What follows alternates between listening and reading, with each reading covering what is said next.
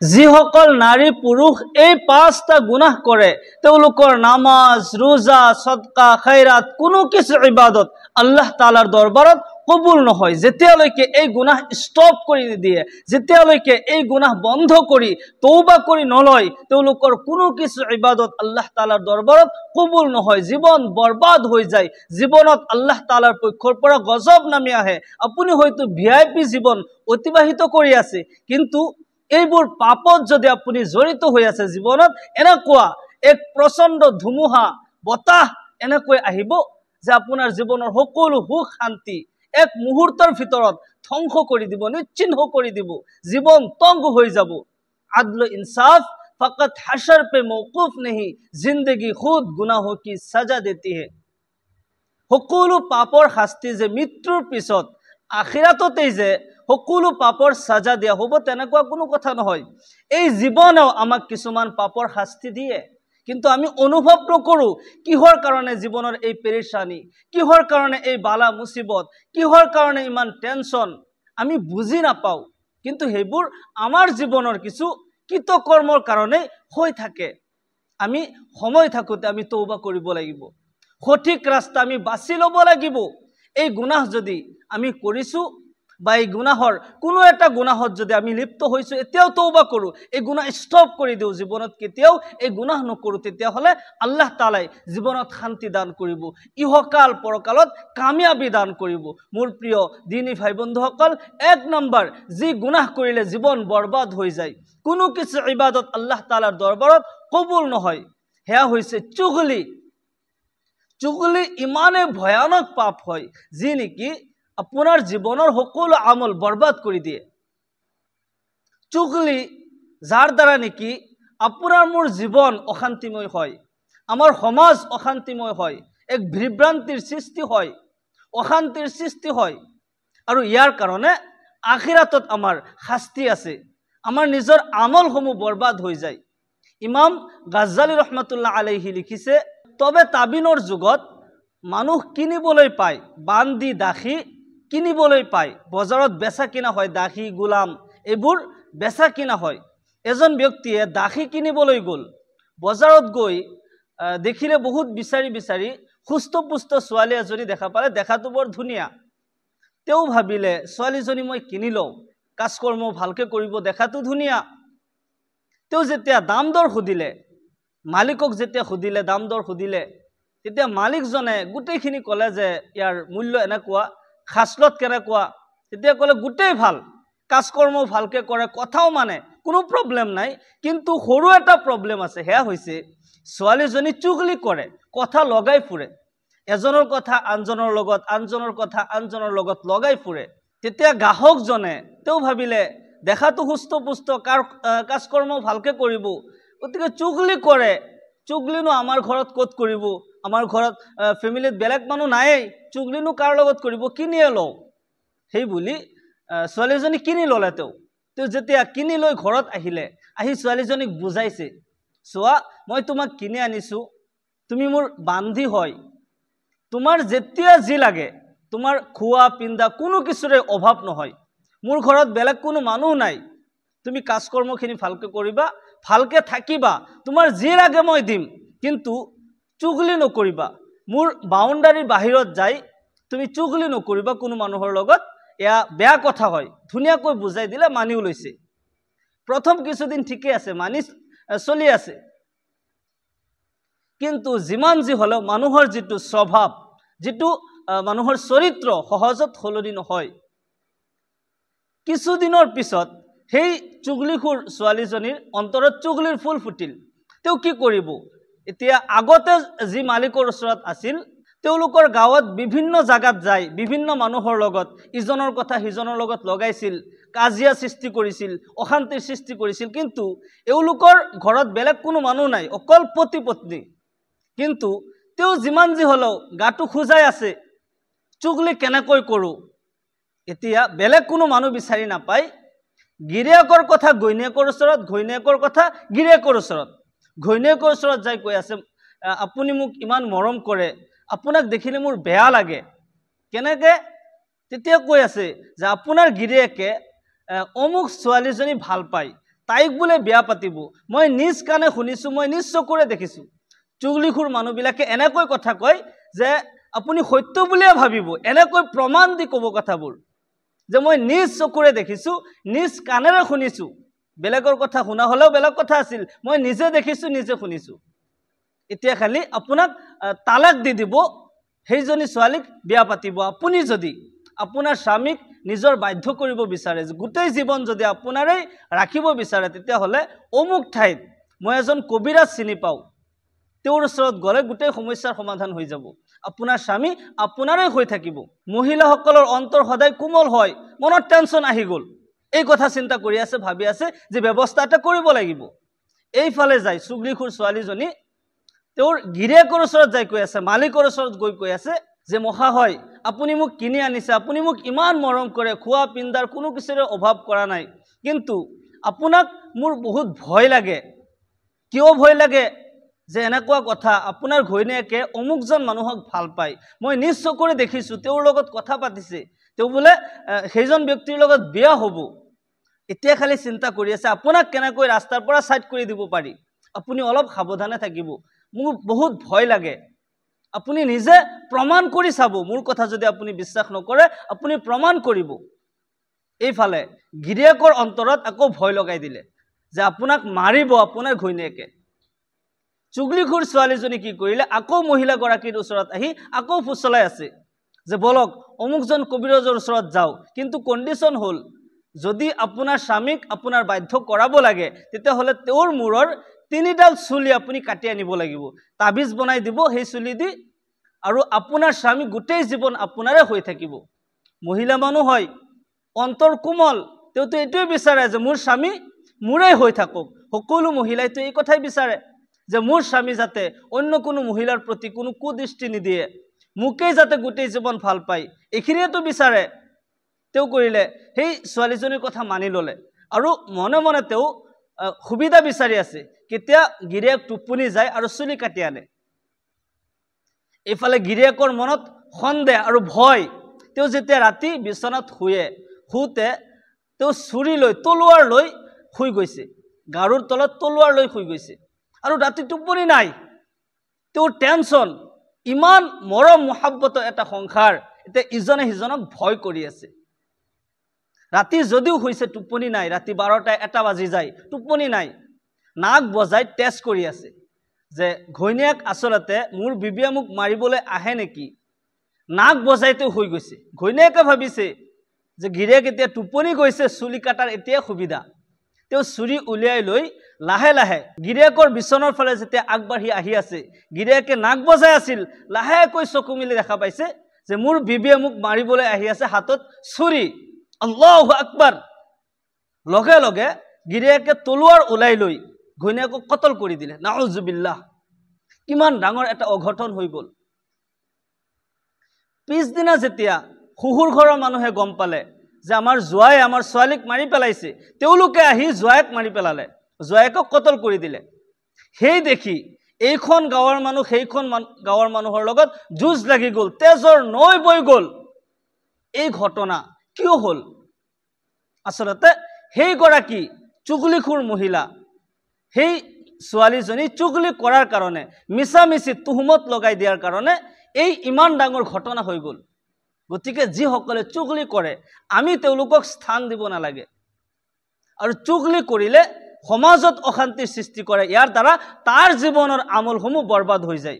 আপুনি গোটেই দিন নামাজ পঢ়িছে, তসবিহ কৰিছে, গোটেই ৰাতি তাহাজ্জুদৰ নামাজ পঢ়িছে, আপুনি নফল ৰোজা ৰাখিছে, তসবিহ কৰি আছে, কিন্তু এই ইবাদতৰ পৰা উঠি গৈ আপুনি কাৰোবাৰ চুগলি কৰিলে, কাৰোবাৰ কথা মিছা অপবাদ দিলে, আপোনাৰ এই গোটেইখিনি ইবাদত এই এটা বাক্যৰ দ্বাৰা, সৰু এটা মিছা কথাৰ দ্বাৰা, এটা চুগলিৰ কাৰণে গোটেই আমল বৰবাদ হৈ গ'ল, ধুলিসাৎ হৈ গ'ল। নাউজুবিল্লাহ।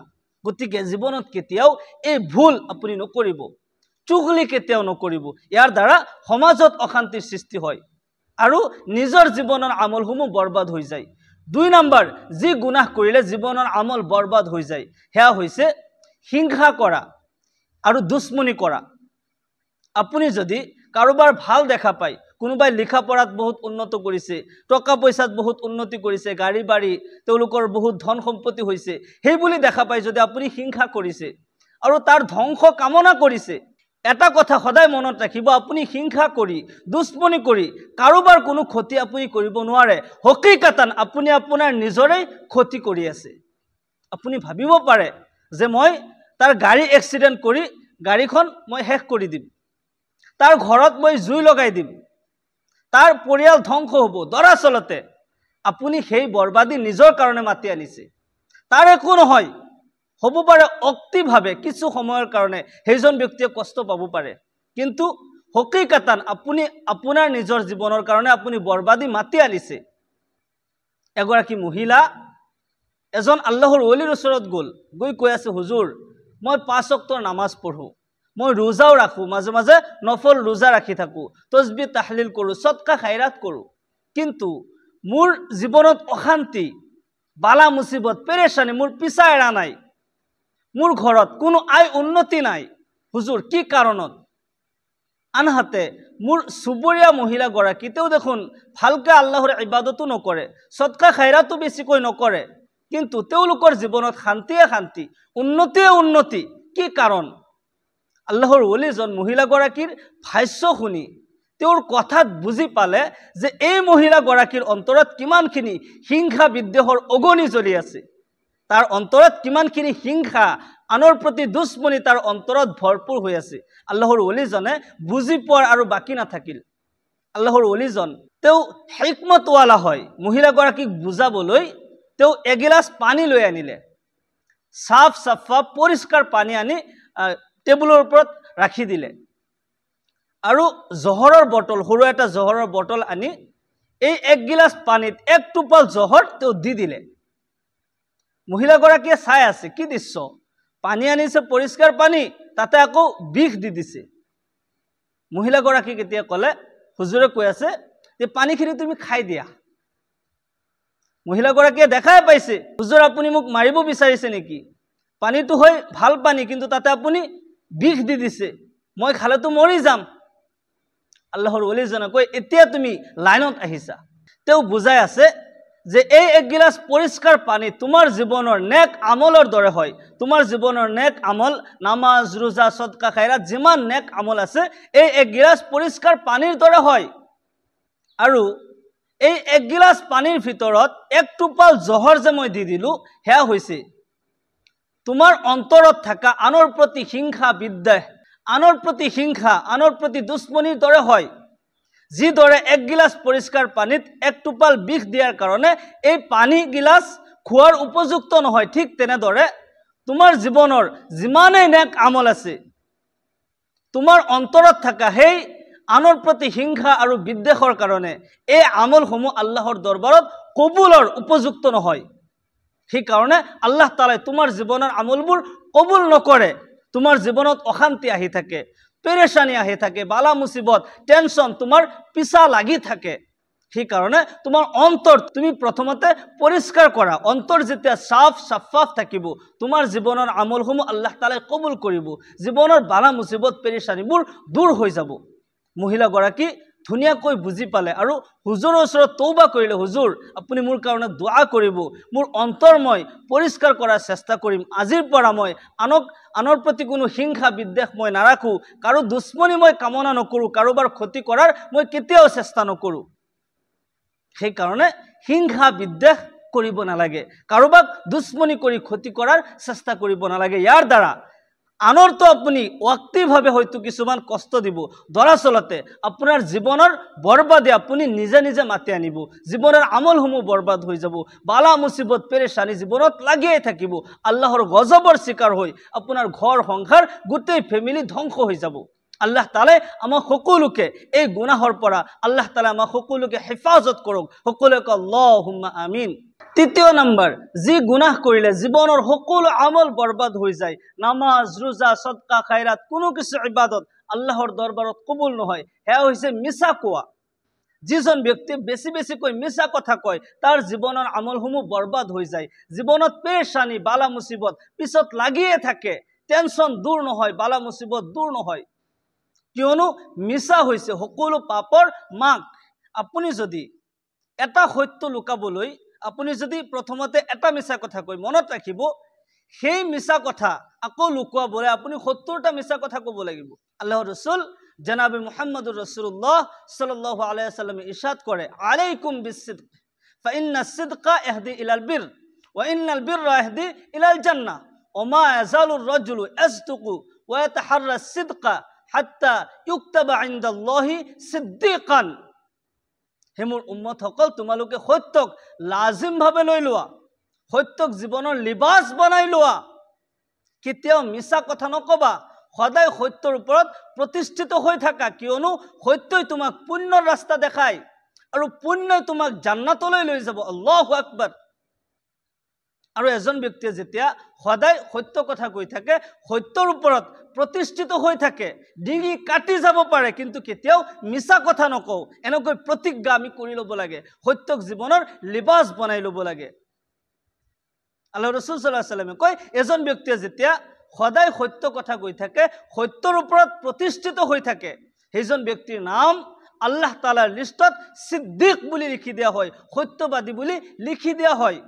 ওয়া ইয়াকুমাল কিযব, আৰু তোমালোক মিথ্যাৰ পৰা বাচি থাকা।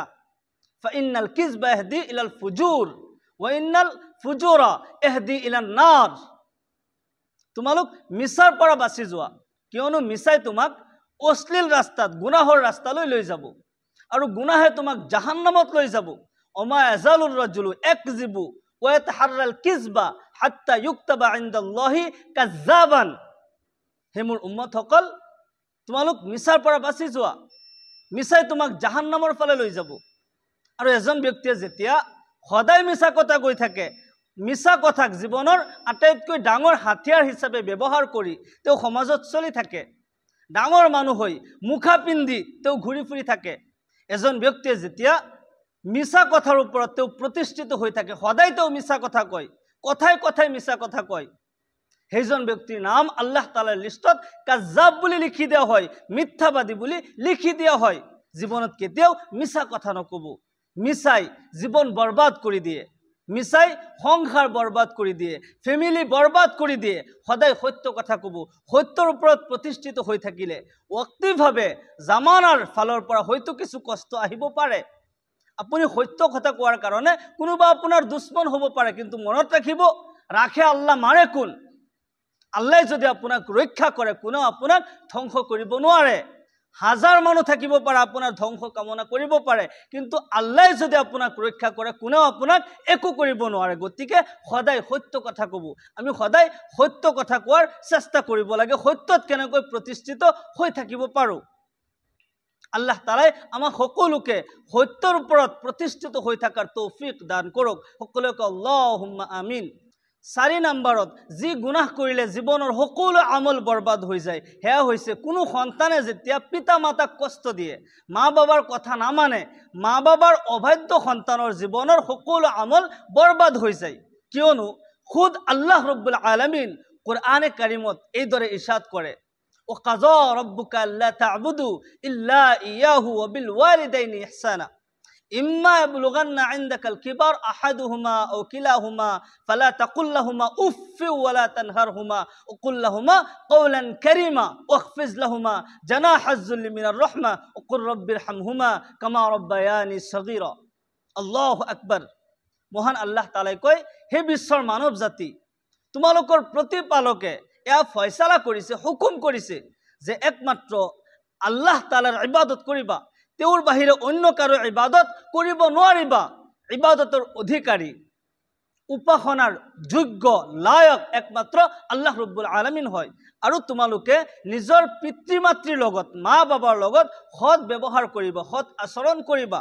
তেওঁলোকৰ কোনোবা এজন কিংবা তো দুইজন তোমালোকৰ জীৱনত যদি বিদ্ধ হৈ যায়, তেওঁলোকৰ আগত তোমালোকে উফ শব্দটো ব্যৱহাৰ নকৰিবা। য'ত নেকি আল্লাহ তাআলাই কৈ আছে তোমালোকৰ পিতৃ মাতৃৰ আগত উফ শব্দটো ব্যৱহাৰ নকৰিবা। আজিৰ সমাজত সেই ঠাইত ল'ৰা ছোৱালী, ল'ৰা হোক ছোৱালী হোক, মা বাবাক চুপ থাক বুলি কয়, শাট আপ বুলি কয়, মা বাবাক গালি পাৰে, মা বাবাক ঘৰৰ পৰা ওলাই দিয়ে, সেই সন্তানৰ জীৱনৰ আমল আল্লাহ তাআলাই কেনেকৈ কবুল কৰিব? তাৰ জীৱনততো পেৰেশানি আহিবই, আল্লাহ তাআলাই তাক এৰি নিদিয়ে। যি মা বাবাৰ কথা আল্লাহ কৈ আছে যে আল্লাহৰ ইবাদতৰ লগে লগে, ইবাদতৰ পিছে পিছে আল্লাহ তাআলাই হুকুম কৰিছে পিতৃ মাতৃৰ লগত সৎ ব্যৱহাৰ কৰা। উফ শব্দটো ব্যৱহাৰ নকৰিবা। উখফিজ লাহুমা জানাহাজ যুল্লি মিনাৰ ৰহমা।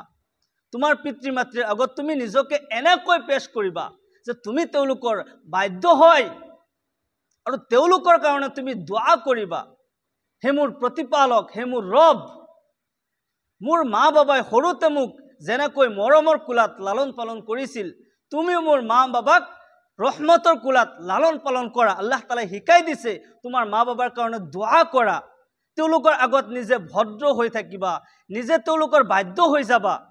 সেই ঠাইত যদি আমি আমাৰ পিতৃ মাতৃক আমি কষ্ট দিওঁ, জীৱনৰ আমলটো বৰবাদ হ'বই। জীৱনত পেৰেশানি বালা মুসিবত আমাৰ পিছত লাগিয়ে থাকিব। যিমান টকা পইচা থাকিলেও, ধন সোণ যিমান থাকিলেও আমাক সেইবোৰে জীৱনত শান্তি দিব নোৱাৰে। গতিকে আমি সাৱধান হ'ব লাগিব যাতে পিতৃ মাতৃৰ অভিশাপ আমি ল'ব নালাগে, পিতৃ মাতৃক যাতে আমি কষ্ট নিদিওঁ। তেওঁলোকে যদি অভিশাপ মুখ খুলি অভিশাপ নিদিয়েও যদি তেওঁলোকে কষ্ট পায়, আল্লাহ তাআলাই সহ্য নকৰে, আল্লাহৰ আৰশ কঁপি উঠিব, আপোনাৰ মোৰ জীৱন বৰবাদ হৈ যাব। মোৰ প্ৰিয় দিনী ভাই বন্ধুসকল, আল্লাহ তাআলা আমাক সকলোকে হেফাজত কৰক, আমাক সকলোকে নিজৰ পিতৃ মাতৃৰ খিদমত কৰাৰ তৌফিক দান কৰক। সকলোকে আল্লাহুম্মা আমিন। মোৰ প্ৰিয় দিনী ভাই বন্ধুসকল, 5 নম্বৰত যে গুনাহ কৰিলে জীৱনৰ আমল বৰবাদ হৈ যায়, যেতিয়ালৈকে তৌবা নকৰে, যেতিয়ালৈকে সেই গুনাহ ষ্টপ কৰি নিদিয়ে আৰু খাজ দিলে তৌবা নকৰে, জীৱনৰ সকলো আমল বৰবাদ হৈ যাব। নামাজ, ৰোজা, সদকা, খায়ৰাত কোনো কিছু ইবাদত আল্লাহ তাআলাই কবুল নকৰে। সেয়া হৈছে জিনা। জিনা ভেবিচাৰি ইমানেই ভয়ানক পাপ হয় যাৰ শাস্তি আল্লাহ তাআলাই দুনিয়াতে ঘোষণা কৰি দিছে, আজ-জানিয়াতু ওয়াজ-জানি ফাজলিদু কুল্লা ওয়াহিদিন মিনহুমা মিআতা জালদা। ভেবিচাৰিনে আৰু ভেবিচাৰিক দুয়োকে কঁকাললৈকে পুতি দিয়া আৰু পাথৰ মাৰি মাৰি হত্যা কৰি দিয়া। হাজাৰ হাজাৰ মানুহৰ আগত, সমাজৰ আগত তেওঁলোকক এই বেইজ্জতিৰ অসন্মানীৰ মৃত্যুদণ্ড দিয়া, যাতে সকলো মানুহে ইয়াৰ পৰা শিক্ষা ল'ব পাৰে। এই গুনাহ কৰিবলৈ যাতে কোনোবাই 10 বাৰ চিন্তা কৰে, 1000 বাৰ যাতে চিন্তা কৰে, এই গুনাহ যাতে কোনেও নকৰে, এনেকৈ শাস্তি দিয়া, বেইজ্জতৰ মৌত দিয়া। আৰু আখিৰাতত অনন্ত কাল ইয়াৰ কাৰণে শাস্তি আছে। আল্লাহৰ ৰসুল জনাবে মুহাম্মদুৰ ৰাসূলুল্লাহ সাল্লাল্লাহু আলাইহি ওয়াসাল্লাম মেৰাজৰ পৰা উভতি আহি সাহাবাসকলক কৈ আছিল, আল্লাহ তাআলাই মোক এই ৰুয়ে জমিনৰ পৰা 7 আসমান মোক ভ্ৰমণ কৰাইছে, এই কুল কায়নাতৰ ভ্ৰমণ মোক কৰাইছে। মই জান্নাত জাহান্নাম মই দেখা পাইছো, মই জান্নাতো দেখিছো, জাহান্নামো দেখিছো, কিন্তু জাহান্নামৰ এক ঠাইত এবাৰ আকস্মিকভাৱে দেখা পালো, তাত ধাও ধাও কৰি জুই জ্বলি আছে। সেই জুইৰ মাজত কিছুমান যুৱক যুৱতী জ্বলি আছে, তেওঁলোকে চিঞৰ বাখৰ কৰিছে, জুয়ে জ্বলাই জ্বলাই ওপৰত আনিছে, আকৌ তললৈ লৈ গৈছে, তেওঁলোক উলংগ হয়, জুয়ে জ্বলাই আছে। আল্লাহৰ নবী সাল্লাল্লাহু আলাইহি ওয়াসাল্লামে কয়, মই যেতিয়া জিব্ৰাইল আমিনক সুধিলো, হে ভাই জিব্ৰাইল, এইসকল যুৱক যুৱতী কোন পাপ কৰিছিল, কি গুনাহৰ কাৰণে এওঁলোকৰ এনেকুৱা শাস্তি দিয়া হৈছে? আল্লাহৰ ফিৰিস্তা হযৰত জিব্ৰাইল আলাইহিস সালামে কয়, ইয়া ৰাসূলুল্লাহ, ইয়া হাবিবাল্লাহ, এই সকল যুৱক যুৱতী দুনিয়াৰ জীৱনত জিনা কৰিছিল, অপকৰ্ম কৰিছিল, তেওঁলোকে ভেবিচাৰিত লিপ্ত হৈছিল, যাৰ কাৰণে তেওঁলোকৰ এই শাস্তি দিয়া হৈ আছে। আজীবন কাল, অনন্ত কাল এওঁলোকৰ এনেকুৱা শাস্তি দিয়া হৈ থাকিব। নাউজুবিল্লাহ। আল্লাহৰ নবী সাল্লাল্লাহু আলাইহি ওয়াসাল্লামে কয়, মই আৰু অলপ আগত দেখা পালো যে কিছু সংখ্যক পুৰুষ মহিলা বহি আছে, তেওঁলোকৰ আগত ভাল মাংস ৰাখি থোৱা আছে, তেওঁলোকে এই ভাল মাংসখিনি খোৱা নাই। আৰু অলপ আগত গেলা পচা মাংস, পোকা মাকৰ থকা কিছুমান গেলা পচা মাংস তাতে ৰাখি থোৱা আছে। এই পুৰুষ মহিলাসকলে কি কৰিছে, ভাল মাংসখিনি নাখায়, সেই গেলা পচা মাংসখিনি আনিছে আৰু খাইছে, আৰু পোকা মাকৰবোৰ মুখৰ পৰা বৈ বৈ গৈছে। নাউজুবিল্লাহ। আল্লাহৰ নবী সাল্লাল্লাহু আলাইহি ওয়াসাল্লাম আচৰিত হৈ গ'ল, হে ভাই জিব্ৰাইল, এই সকল পুৰুষ মহিলা কি গুনাহ কৰিছে, কোন পাপৰ কাৰণে এনেকুৱা শাস্তি দিয়া হৈছে? হযৰত জিব্ৰাইল আলাইহিস সালামে কয়, ইয়া ৰাসূলুল্লাহ, ইয়া হাবিবাল্লাহ, এই সকল পুৰুষ মহিলা দুনিয়াৰ জীৱনত তেওঁলোকে পৰকীয়া কৰিছিল, জিনা ভেবিচাৰিত লিপ্ত হৈছিল। এই পুৰুষসকল দুনিয়াৰ জীৱনত তেওঁলোকৰ বৈধ স্ত্ৰী থাকাৰ পিছতো বেগানা মহিলাৰ লগত অপকৰ্ম কৰিছিল, পৰকীয়া কৰি ভেবিচাৰিত লিপ্ত হৈছিল। এই মহিলাসকল দুনিয়াৰ জীৱনত তেওঁলোকৰ বৈধ স্বামী থকাৰ পিছতো বেগানা পুৰুষৰ লগত অপকৰ্ম কৰিছিল, জিনা ব্যভিচাৰীত লিপ্ত হৈছিল। ইয়া ৰাসূলুল্লাহ, ইয়া হাবিবাল্লাহ, এওঁলোকৰ আজীৱন কাল, অনন্ত কাল এনেকুৱা শাস্তি হৈ থাকিব। নাউযু বিল্লাহি মিন যালিক। সেইকাৰণে আমাৰ সময় থাকোঁতে আমি তৌবা কৰোঁ, এই গুনাহ ষ্টপ কৰি দিওঁ, নহ'লে জীৱন বৰবাদ হৈ যাব, ইহকাল পৰকাল বৰবাদ হৈ যাব। আল্লাহ তাআলাই আমাক সকলোকে হেফাজত কৰক, বিশেষকৈ এই 5টা গুনাহৰ পৰা আমাক সকলোকে বাচি থকাৰ তৌফিক দান কৰক। সকলোকে আল্লাহুম্মা আমিন। ওয়া আখিৰু দা'ৱানা আনিল হামদুলিল্লাহি ৰাব্বিল আলামিন। আসসালামু আলাইকুম ওয়া ৰাহমাতুল্লাহি ওয়া বাৰাকাতুহু।